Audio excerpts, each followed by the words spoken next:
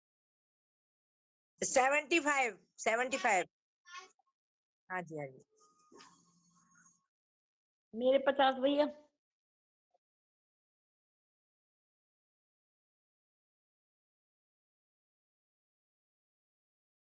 Jai Shri Krishna.